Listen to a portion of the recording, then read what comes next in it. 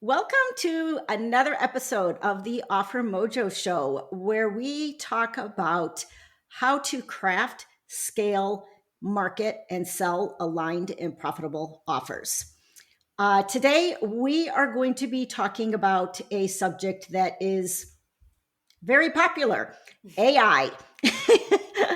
And you're going to be hearing from not only me, but our guests today, and how we are using AI in our business, how we are helping our clients use AI, and just how powerful AI can be to help you scale and actually turn your expertise into an AI powered asset.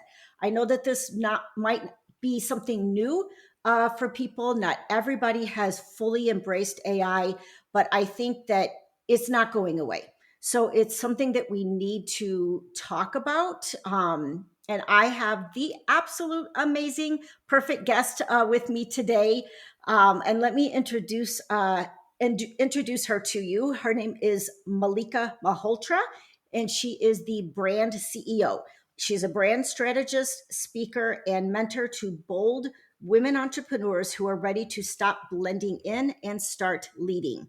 With over 2 decades of experience, including brand work with industry giants like L'Oreal and Oil of Olay, Mallika helps experts clarify their message, own their niche, and position themselves as the go-to authority in their field. She's the creator of the Bullseye Branding Formula, a proven framework to build magnetic, memorable brands, and Lumi, an AI powered brand messaging assistant that helps women articulate their value clearly, confidently, and fast. Known for her no fluff mentorship and strategic edge, Mallika empowers women to ditch invisibility and finally be seen, heard, and paid like the experts they are. When she's not building brands, you'll find her sipping black coffee. Yes, that's my girl. Walking her Bernedoodle Jacks or exploring the world with her husband and 3 sons. So, welcome, Malitra, to the show. I'm so happy to have you on. I met Mallika, I would say, oh my gosh, has it been like 2, 3 months? Months, yeah, like months ago. I think we met like in a networking group or something, and we scheduled a coffee chat with one another, and we immediately hit it off. And our common bond was AI. Yes. And we just immediately dove into AI. And so I thought it would be great to have Mallika with us today to have a really just engaging conversation about the world of AI. So maybe you can just start, Alika, but just sharing a little bit about your backstory and like how you got into like branding and how that's even involved into like AI. Yes. Well, thank you, Lori, for having me today. Love the opportunity to connect with you and share any kind of experience or expertise that I can offer to your audience. So I have been an entrepreneur for over 2 decades, Wow. and you can imagine what that is: the twists and turns, evolving from one thing to the next. And so I have done everything from selling handbags and T-shirts to having a photography business, and now currently moving into brand strategy, where, like you said, I help women stand out in their crowded niches and becoming the go-to. Hmm. And since I've been doing that work, I've created frameworks, right? Like many of us, you know that you have to create a system that Yes. is on rinse and repeat to get your clients the desired results. And you know that when you build that system, you elevate the brand because now you're seen as an expert because you have this proven methodology. Right. And so, as I developed those systems, as I got good results for my clients and had kind of like a step by step way that I did things in terms of brand building, AI came into the picture.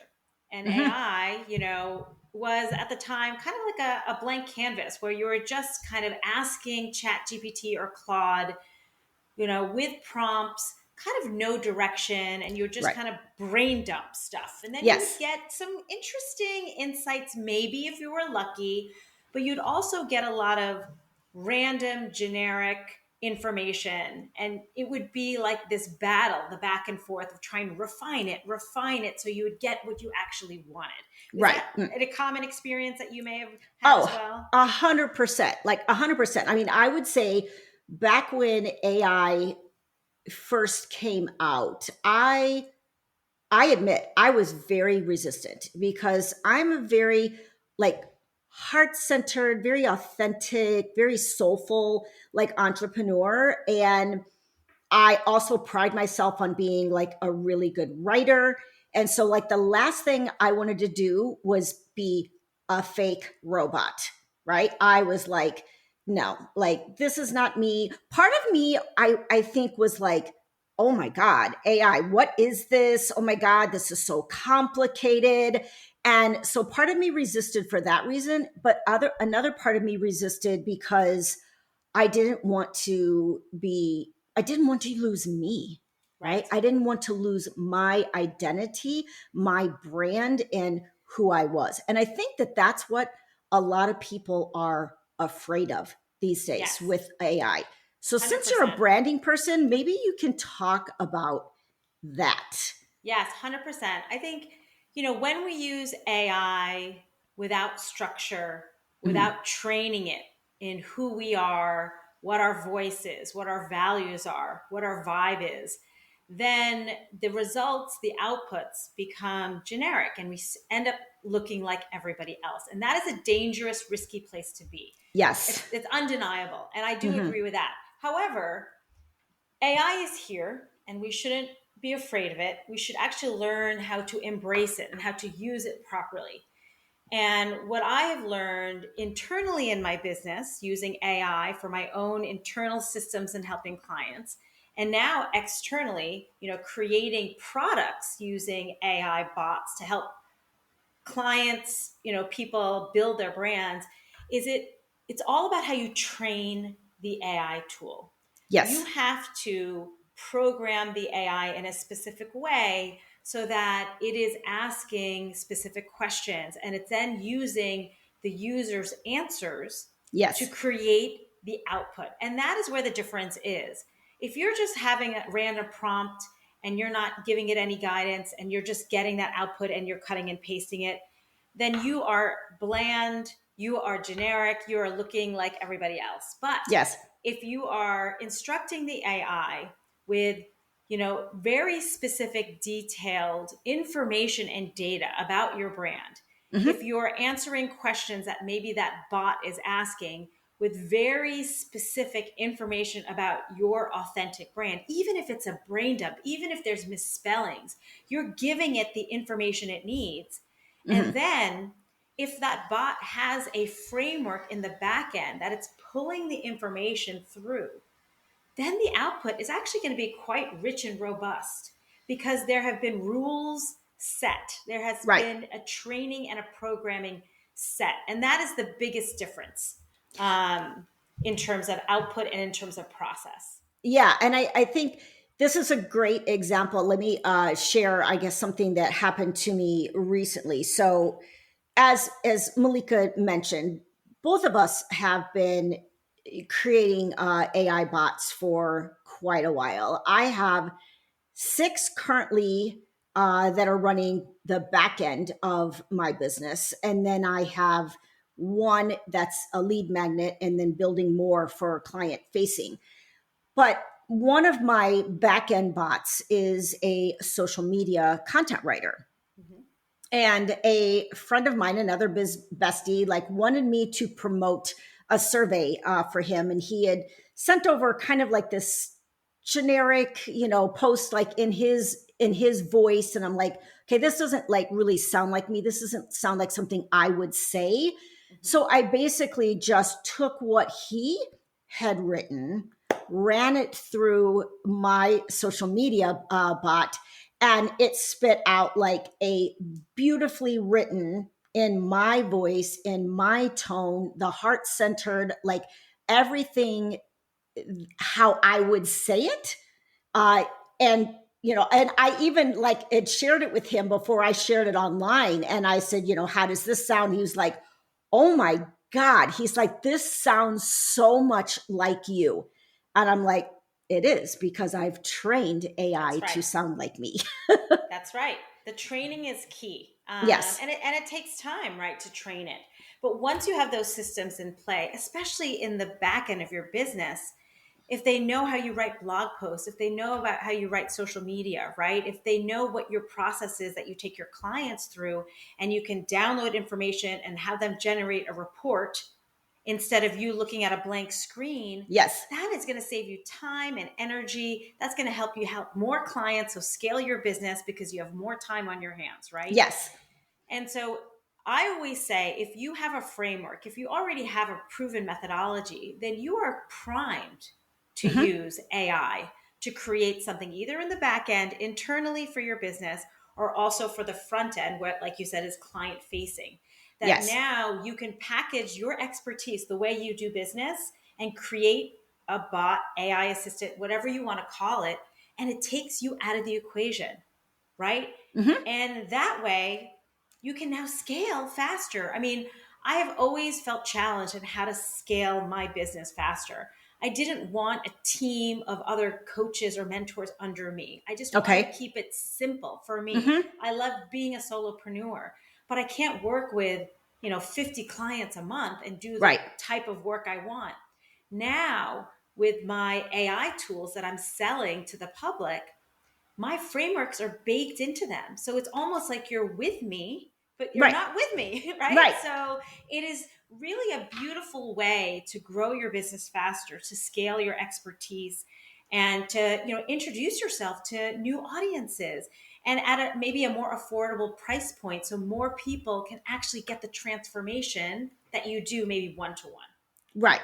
So let's back up for a minute because here is how I see, especially for someone who might be newer to building an AI tool or whatever, right?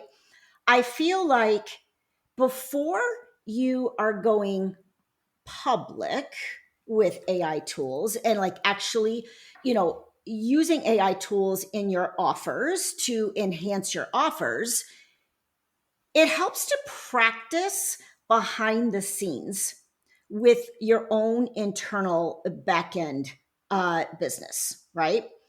Um, because nobody's seeing that unless of course it's forward facing. So if you've got content creating bots, like I have a blog, a newsletter bot, content creation bot, those of course are partially back end and partially front end because the Right. output is going to the public. So I always recommend like start with your back end. But here's what I want to talk about. And I think that this is like something that you can really speak to. One of the most important, I think, documents or instructions or rules or whatever you want to call it when you've got any kind of bot that is public facing is your brand guide. So let's talk about that of like, because there's a lot of people out there that do not have a brand guide. Yeah, it is essential if you are Yes. programming your bot to have your brand guide. So, what is a brand guide? So, this is the story of your brand, the feeling of your brand, the aesthetic, the look, right? Hmm. The depth of your brand so that you Yes. can build an emotional connection, right? And so, often we, as the owner of our businesses, we're embodying that brand. So, if Hmm. you were to work with me, you would be able to feel that. But if you're going to design an AI bot, to either work internally or externally, you have to create the guide so that you are shaping the bot to be your clone, basically. So, Yes. what would that include? That would include, what do you believe in, your values, right? What is the Hmm. mission and the vision behind your business? Who is your ideal client that you want to speak to, right? What Yes. is the brand personality or the brand voice? Right. I even go so far as, what is a certain vocabulary or phrases that you say as a person that you want that bot to say as Yes. well? Hmm. What are words or jargon that you do not want the bot to say? Right. That is even more important. What do you not want it to say, act, or be like, right? Right. Hmm. So I'll always say with my guidelines is, no fluff, direct, but still warm and empowering and encouraging. but I don't talk in fluffy words. I Hmm. don't use like a rambling, text. It's very direct. I like short sentences or kind of like bullet punch points because that is on brand. So Hmm. really the guide is helping the bot figure out what is on brand. Right. And forget AI. You should have this for anything, for your website, for your copywriting, for Yes. photography, everything.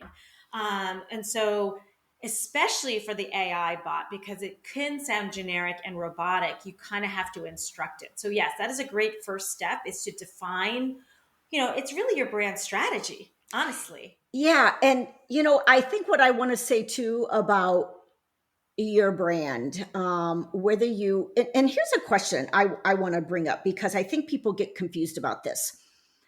First of all, your brand, your branding is what sets you apart from everyone else out there, right? I mean, there's a million brand strategists, there's a million health coaches, there's a million leadership coaches, there's a million website designers, like there's so much.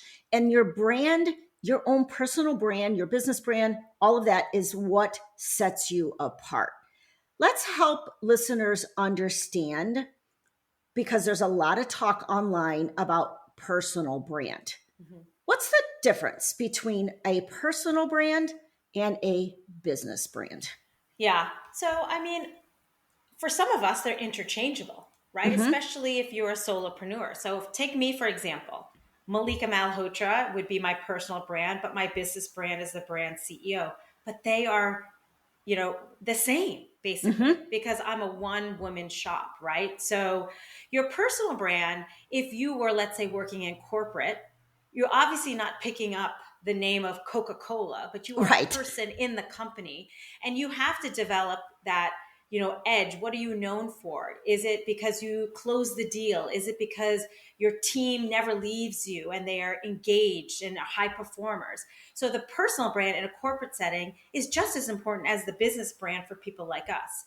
Right. So basically what it is, it's all the same thing. It is who you are, what you believe in, how you are different, and kind of what you bring to the table that somebody else isn't bringing to the table. So is it in a corporate environment where it's more of a personal brand? Maybe you're a celebrity or an influencer where it's more of a personal brand. But if you're in a business where, it's Target, it's not going to be the personal brand, obviously. It's going to be a corporate business brand, but also will have values and energy and Yes. feeling. Hmm. So there is a crossover, but I Hmm. do think when you are the face of the brand and you're representing the brand, that is where personal and business kind of intersect. Yes. 100%. Yes. Agreed. Um, yeah. I mean, that's a good point because I think, like you said, most of us out here are solopreneurs or have small teams or whatever. That's who my audience is, right? And so Mhm. we are not the Coca-Colas of the world, or the Tide or whoever it is. We don't really necessarily know the person The behind those CEO. those right, Yes. those big brands. Right. Although they do talk a lot about the importance of there being that human element to that big brand. 100%. And I think that's what the gist is that we're saying. So people do business with people and we Yes. want to make it less transactional and more relationship based. And Hmm. that is when personal and business intersect because you are building a relationship with your audience, with your prospect, with your client. You're hoping that it's not just one job, it is continuous. It's a lifetime of work that you do together that they keep coming back to you, right? Right. And that's where that human element comes into play. Now, there are companies that do a good job. So I always bring up the example. So we have Peloton, right? Peloton is Hmm. a business brand, but every instructor has a personal brand. You have your favorites when you're going to go, do a spin class. You might like Cody versus, one of the other people because their personal brand is strong. So yes, the umbrella brand of the business is there, But that's where the personal brand shines, because you're going to attract the people who want to be with you, even though you are representing a business brand. Right. Okay, so what we started to talk about was just when we are getting first involved in AI and using AI. We're going to start in the back end of the business, but any kind of public facing output from that AI needs to have a brand, right? It needs to have a brand guide. So, like, if you don't have, I was actually working with a mentor of mine who was just curious about bots, and he was trying to build a bot to write LinkedIn content for him, and he just couldn't get it to work. And when I looked at like the back end, it's like he did not have all of the pieces in place to give, like, there was nothing in there about his offers, like what his offers were. His brand document was very summarized and just like really like not very robust and complete. Mm-hmm. So that is key. So once you get like AI working on the back end, and you start to experiment with the public output and getting something out there that feels like you're going to be like amazed at like Yeah. how much time you save. And like if you're anything like me, and I'm guessing uh Mallika as well, you start becoming obsessed then Yes. with Yes. like AI and its power, right? And then we start to move. What I did is once I got like bots working on the back end of my business, I this is what happened. I hit kind of a wall, right? It was just like I wanted to make my lead magnet, which was a boring PDF that nobody wants anymore. Like people, it's just like people are not like downloading, free PDFs. I wanted to turn that into an AI powered asset, but I hit a wall like mentally.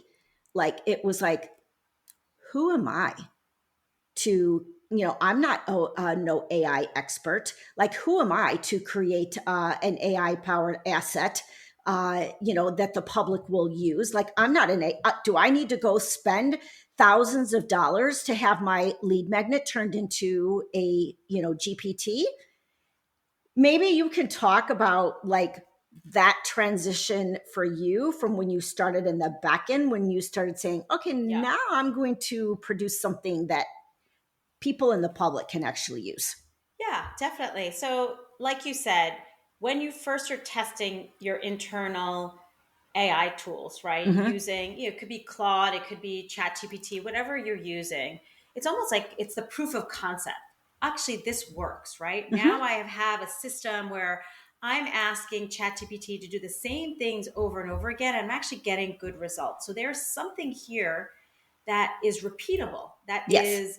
that it can be programmed. And so once you feel that confidence, then you're like, well, why aren't I taking this system and packaging it for the public? And why aren't I selling this? Because it is my intellectual property that I do a Right. certain way, that now I can create a product, right? But then, of course, you're like, well, how do I even do that, right? Like, I don't even know how to use AI. I'm not a programmer. I'm not techie. I'm in my 50s. I feel like a dinosaur online anyway, right? Right. Right. But you learn that AI actually has leveled the playing field because it doesn't require programming knowledge, really. Mm-hmm. And you can search online or YouTube to get some of these trainings. You could hire people or take courses to kind of get you through how you structure the AI bot. How do you build the AI bot?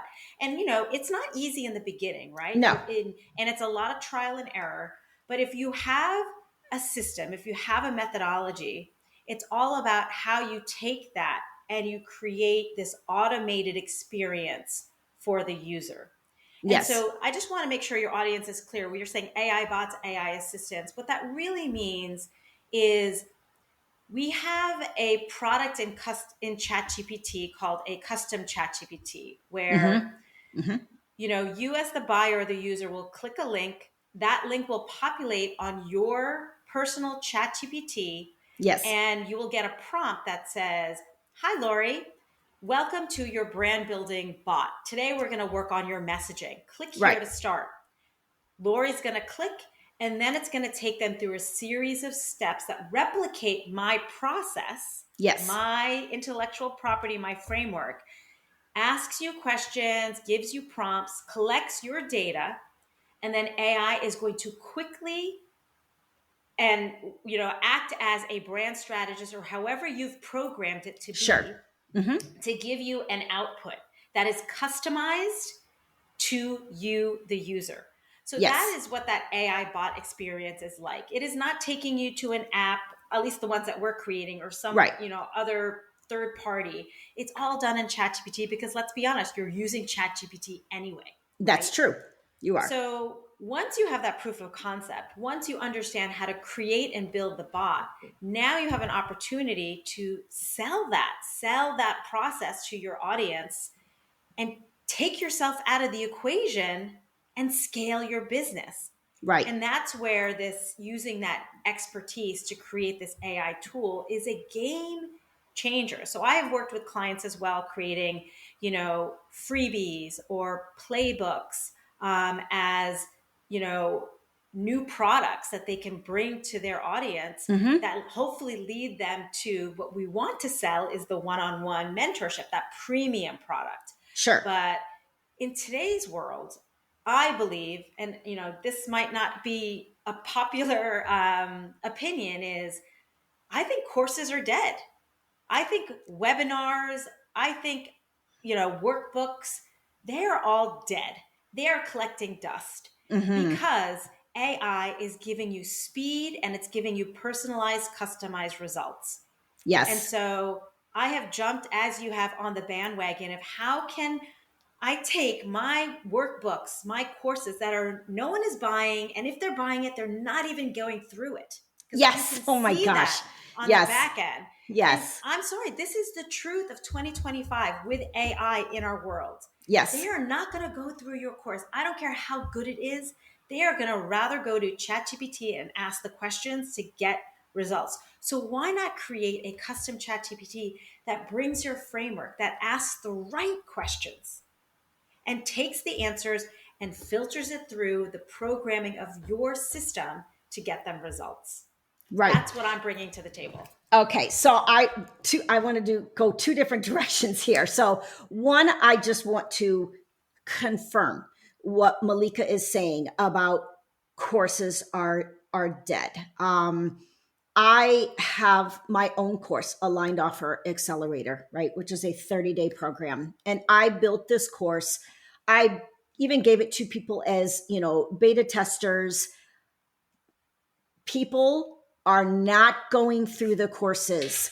I had one guy that was like, "Oh my God, thank you so much, for gifting this to me. Like, I need to craft an offer." And I would say 2 months later, he was no further along than when I had originally talked to him. He had not gone through the course. And if he did, if he listened to the videos, he was not doing any of the work. Nothing happened until we got into one-on-one strategy calls, and I was actually able to talk him through all of the places that he was stuck and actually use AI on my back end to create the offer summary document that he so desperately needed. That's right. So I agree. Like, people are not like, I literally even like signed up for, and I love AI. I signed up for this lifetime training for on AI. It was like a summit on AI. I have not listened to one single, like, not one single course, not one single one. But if I see an AI bot that I love, like, oh, that looks really cool, that looks really interesting, I will buy it and I will do it immediately. Right. And I think that's just the trend. Like, people are moving to more podcasts because they can listen on the go. It's Yes. convenient, right? And no one really wants to sit and go through modules anymore. And I don't care how good your course is, and I'm sure everyone's course is amazing, but Yes. it is there is a shift, and Yes. either we're going to have to embrace it and kind of bring it into our business, or we're going to be left behind. And Yes. I know, as a brand strategist who is older, yes, Hmm. experience is my asset. I've been doing Hmm. this for a long time, but there's a lot of young people that are coming in. And they're all very visible on social media and all the things. I knew AI was a tool that I had to embrace and include in my business early on and be an early adopter in order for me to stay relevant, in order Yes. for me to, be differentiated, in order for Hmm. me to like bring to the table something new and Right. get results. And so, if you're feeling like that, and I was feeling like that too, how am I going to survive on the online space with all of this new younger talent coming in? Hmm. You probably have experience and expertise as your asset. Create an Yes. AI tool to help you stay in the game. Yes. So one thing I wanted to the other direction that I wanted to go with this, because I want to make sure is that listeners understand this, because this is probably the most critical piece. In order for you to have an AI powered asset, and Malika has been talking about this, but I want to make sure that we don't miss this. You absolutely must have your own proprietary framework. Yes. Like you cannot create a bot from just something random that you put together that ChatGPT helps you with. You already need to have like some sort of offer where you've worked with somebody or you've got a proven offer that you have sold one-on-one or in group, and you know that you are getting results from that offer. That framework that offer is built on is what is the base and the foundation of your AI tool. Yes, 100%. I'm so glad you brought that up again. Because just remember, with these AI tools, garbage in, garbage out. We've Yes. all felt it, right? Like, why isn't this working? Why is it keep, we're like yelling at ChatGPT, like, you're not understanding what I'm trying to get. That is because you haven't had proof of concept, proof of offer, proof of Hmm. framework, right? Right. You need those things in order to get the best results. And please do not build an AI bot that you are going to sell to the public unless you have those things. Yes, 100%, 100%. So just, we were talking about earlier, like I have my lead magnet, which is AI powered offer confidence toolkit. And it started from my PDF checklist, Mm-hmm. right? So there was a base and a foundation of like, what do people need to have in place to have confidence in their offers? And there's a series of 10 questions that I walk people through. Now that AI powered bot does the same thing. It is looking at all of those 10 questions. It's helping users assess all of these things regarding their offer. And then it's letting them know, hey, based on your answers, it's actually better, because the checklist was like, okay, great. These are the questions I need to, and you're kind of internally answering them. But AI is specifically telling you, here's your gaps. Yeah. Here's what's working well, and here are your gaps that you need to be working on. Yeah. So I maybe mean, you could talk about like your lead magnet, which I think is called Snap, right? yes, it is called Snap, Uh and it's huh. launching very soon. I mean, you've been a beta tester for Yes. it, but it is a brand audit AI tool. So many of us kind of set it and forget our brands, right? We have our Hmm. website, our social media, we have a lead magnet, and sometimes they're not cohesive, sometimes they're dated. And so it is that like disjointed feeling of your brand. And what you want is a very cohesive, consistent, tight brand that has one message, one audience, one transformation, right? Yes. It's so on point and like very laser focused. But often we don't have that because we're just throwing spaghetti and piecemealing. And so this audit tool, using ChatGPT, is going to ask you certain questions, ask you to put some uploads, take a snapshot, screenshot of your LinkedIn, your Instagram. Let me, give me the URL for your website. Tell me what your offers are. And then based on my framework in the back end, it will Mm-hmm. pull all that information through and tell you, here's what's working. Here's what's not working. Here are the gaps. And here is what I can tell you need help with in terms of your positioning. Maybe it's your personal brand. Maybe it's your Yes. messaging. Maybe you don't have a framework. Maybe you don't have a signature talk, which are Mm-hmm. kind of the 5 key elements for brand building in my system. So Okay.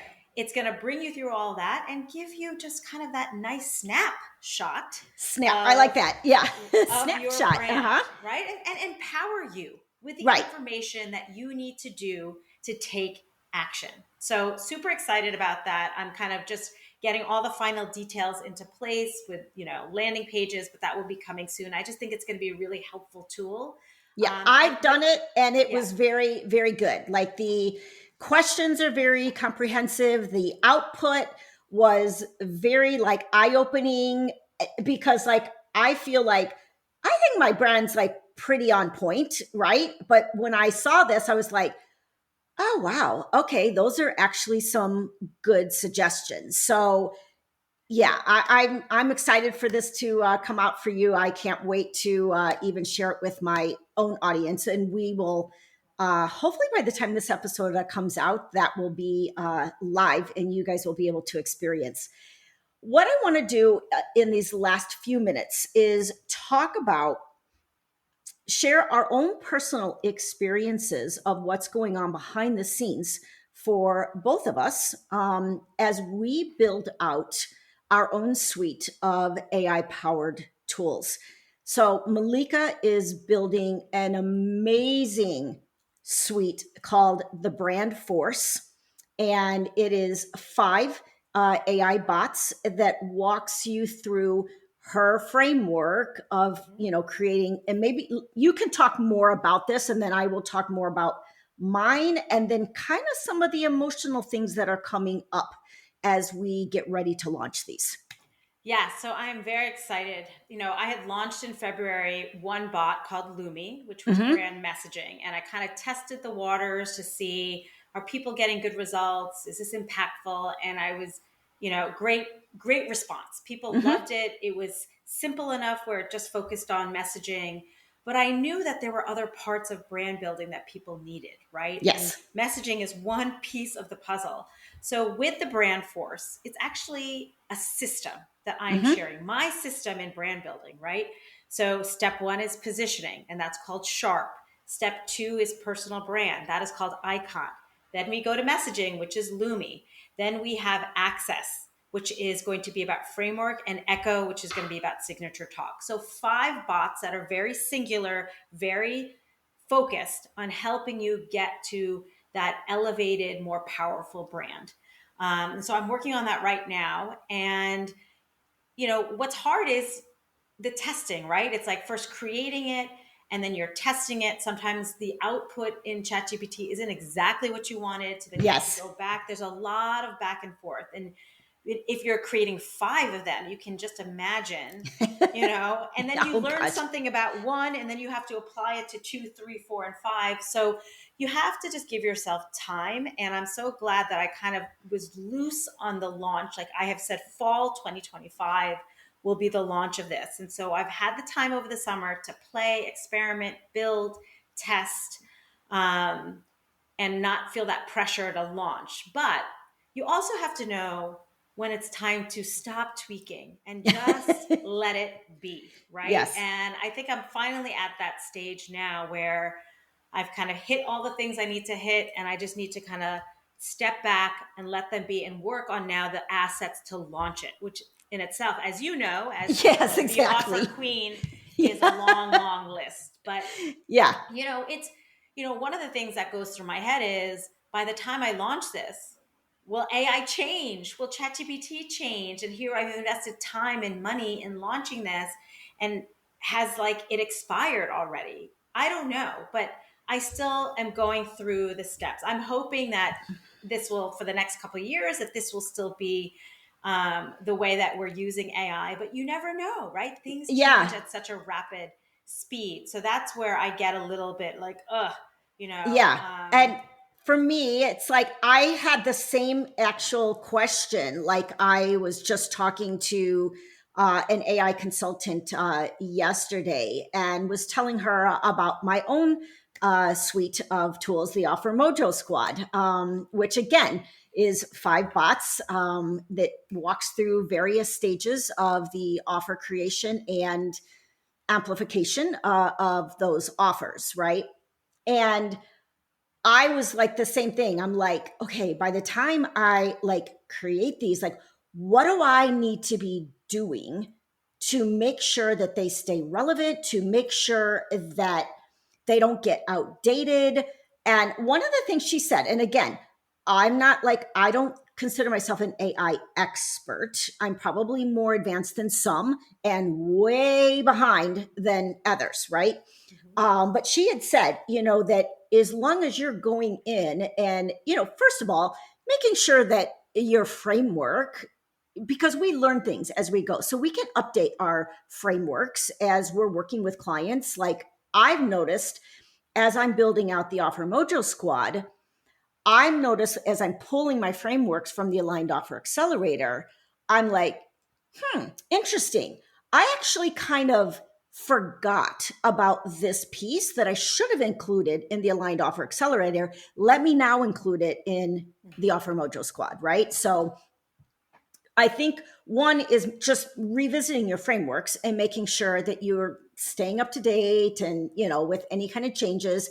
But she said that it's a matter of like literally going in and just like resaving like the bot, because ChatGPT is updating all of this information all the time. And so it will continually update you just need to go in and like open the bot and resave it so that it stays relevant. Yeah. But one of the questions, and I think this is going to be a final like way to close this out, because I think this will come up for anybody who is beginning to create bots for the public. And that is, how do we control like people stealing? No, not so much stealing our bots, because there's a way to like protect the GPT instructions, but like your brand force is going to come out. There's going to be branding specialists that are going to see that and go, oh, wow, this is amazing. This is powerful. Let me just use her frameworks and work with my clients. Same with mine. Like there's, mine's going to come out. There's going to be business coaches that are going to say, oh, wow, this is cool. This is a whole system on how to develop offers and message offers. Let me buy this. Now I can use it with my clients, right? That's the fear, I think, Yep. of our intellectual property, like being out there and I'm pretty sure I talked to an attorney about this. I don't think that we can like really like protect that AI like property. I mean, maybe you've heard something different, but how are you dealing with that, I guess, concern in the public? Yeah, I mean, I think it's a fair concern, right? Like we've all worked so hard and have so many years of experience, and we create the framework, and now we create these tools. But I also feel like there's no real control, right? Like you, I kind of just have to let go of that a little bit and Mm-hmm. just let it be. Like I have my framework, I have my way of doing things. And when people work with me one on one, they know what that is like. That cannot be replicated. And Yes. these tools, it could be just like with a workbook. We've all bought workbooks from our competitors to see what they're doing and kind of Right, just, right. right? We've all done it. So this is just, it's not a workbook, it's AI. It's just Yes. another new current version of that. And so I try not to let my mind go down that path, because then it's like I'm going to have to protect everything and it feels like a Yeah, scarcity mindset. And I think there's going to be enough people that are going to use it and get great transformation and build powerful brands and be able to charge higher prices and have confidence and clarity. And maybe there'll be a couple of brand strategists that use it, and if it makes their business better, great. Like, I just have to let go of some of that. sure. I've definitely thought about it. I don't know how I can protect it so much, but like I said, courses, workbooks, it's all books, it's all the same, right? Like, of course, Hmm. we're going to have on there, do not copy, this is Right. my own. But, once it's out there, it's out there. And It you just is. got to It's let true. go. Yeah, very true. Yeah. I mean, I think just reframing to our work that we are doing in the world is meant to make an impact. And if if I make an impact and help another business coach or whatever with my tools, great. If you make an impact and help another brand strategist with your tools, fantastic. You Right. know that your work is being used for good. Is it going to sometimes be used for bad? Yes, because that's just the nature of the world, Right. right, that we live in. It's not going to all be, there's a balance between good and evil. So if we just stay focused on, Yeah. we're putting it out there to make an impact for good. I mean, I think there are probably ways, like, do you want to license it, right? License this suite and then have a different buying process for people in your industry.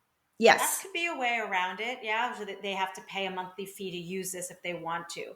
And I've definitely thought of that. Yes. But then I've been like, I don't want a complicated business. I just don't. Like, I just want to keep it simple. Buy it, use it, help it build your business, and tell all your friends and let them buy it. So Right. I don't know. This could be bad information I'm sharing with your audience, but these are the things that I think about in my head. Is just I just want to keep it very simple. I want to help a lot Yes. of people, and this is stage one. Maybe if it gets really, maybe if we're selling thousands of these, you have to revisit it. And maybe there Right. is a licensing program or a training program. Who knows what it can turn into? But I think right Exactly. now, as we launch, keep it simple, get it out Yeah. there, test it, see what the response is, and then go from there. Awesome. So look for the brand Force to be coming out in the fall. The Offer Mojo Squad will also be coming out in the fall. I'm so, Mallika and I like hold each other accountable. We meet regularly to help move each other forward, test our bots. We're both really super excited for these tools to come out and for these tools to make a difference in everyone's business. Any final parting words that you want to share? I know I will put all of the links in the show notes to contact Mallika. She's at thebrandceo.com. She's on Instagram. Her handle is the brand CEO. She keeps it very simple. LinkedIn, it's the brand CEO also. Yes, yes. So, So I guess just a final thought is, I think AI is no longer an option. AI is yes. here, and it's Hmm. either you learn how to use it in your business to help you grow your business, to improve your systems. And if you don't, I think you're going to be left behind. I Yeah. really think that. So just have a curiosity and an Hmm. openness and see what it can do for your business. Test things out on the back end. You don't have to launch anything like we're launching it, but just Right. see how you can use it to improve your business, make things run faster, do things better. But again, implement your guide, your framework. Make sure that the AI tool knows what it needs to do. Yes. You have to program it. So don't be scared, Yeah. of the change. Just take it. I approach everything with baby steps. When something feels scary or when something feels overwhelming, just take baby steps. Deal with whatever emotions like come up during the process and just move forward anyway. Yep. So again, thank you so much, Mallika. This has been an amazing episode, and Yeah, I can't wait for the brand force to come out. I'm very excited. Thank you so much. This has been great. Thank you. Okay.